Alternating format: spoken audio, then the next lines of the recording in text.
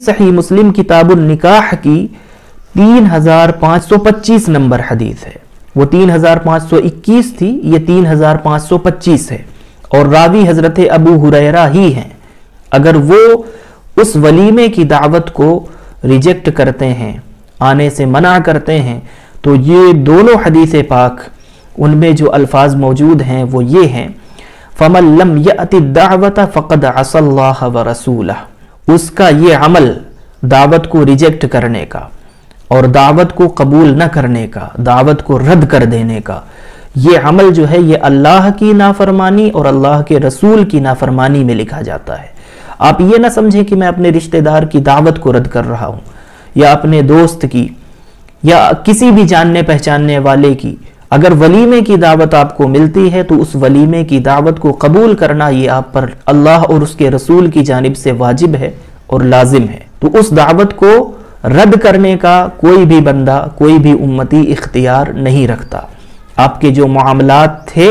आप उन्हें भुला करके अगर आपको दावत मिली है तो आपको जाना होगा। और जो दूसरी हदीस पाक मैंने सुनाई थी 3525 नंबर सही मुस्लिम की, उसमें अल्फाज ये हैं, जो लोग दावत कबूल नहीं करते, वमन लम युजिब दावा, कि जो लोग दावत को कबूल नहीं करते, फ़क़द असल्लाह व रसूला, वो दरअसल अल्लाह और उसके रसूल की नाफरमानी कर रहे होते हैं। तो समझ लें कि अगर आपको वलीमे की कोई दावत मिली और अगर आपने उसे बग़ैर किसी उज़्र के, बग़ैर किसी मजबूरी के रद्द कर दिया या उसमें नहीं गए, शरीक नहीं हुए, उसे आपने कबूल नहीं किया, तो आपने अल्लाह और उसके रसूल की नाफरमानी का इर्तिकाब किया, आपने शरीयत की नज़र में एक जुर्म किया है। तो अगर माजी में कभी भी आपने ये काम किया है तो अपने इस अमल से अल्लाह ताला की बारगाह में तौबा करें और आगे मुस्तकबिल में कभी भी इस तरह का काम और इस तरह की हरकत न करें, इससे बाज रहें। जब भी आपको वलीमे की दावत मिले और आपके पास कोई मजबूरी नहीं है, कोई उज़्र नहीं है, तो उस दावत को कबूल भी करें और उसमें शिरकत भी फरमाएं। ये अल्लाह और उसके रसूल सल्लल्लाहु ताला अलैहि वसल्लम का हुक्म है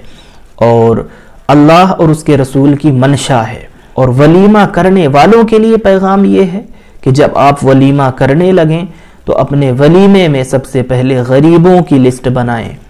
ताकि गरीब नज़रअंदाज न होने पाए, भूले से भी कोई गरीब रह न जाए, छूट न जाए।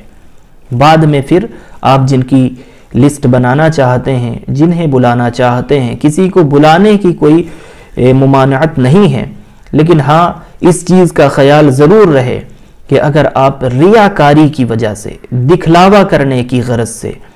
कि लोग देखें कि फला अमीर शख्स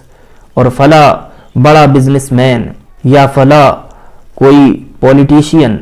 आपके निकाह की तकरीब में, वलीमे की तकरीब में आया है, तो आपका थोड़ा सा कद लोगों के दरमियान ऊंचा होगा। तो दिखावे की नीयत अगर है,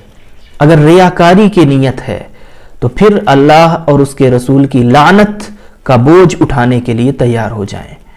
फिर ये हुजूर पाक अलैहिस्सलातु वस्सलाम की सुन्नत नहीं होगी वलीमा करना, ये आपके ऊपर रसूलुल्लाह सल्लल्लाहु ताला अलैहि वसल्लम की लानत होगी।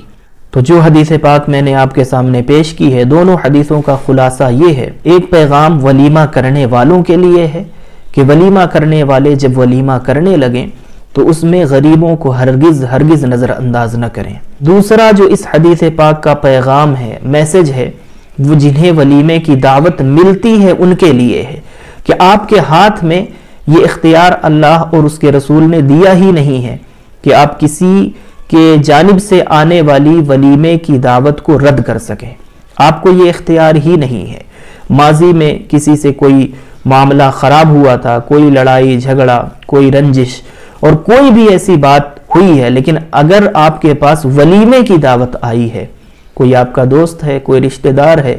कोई भी करीबी है, अगर उसने आपको वलीमे की दावत दी है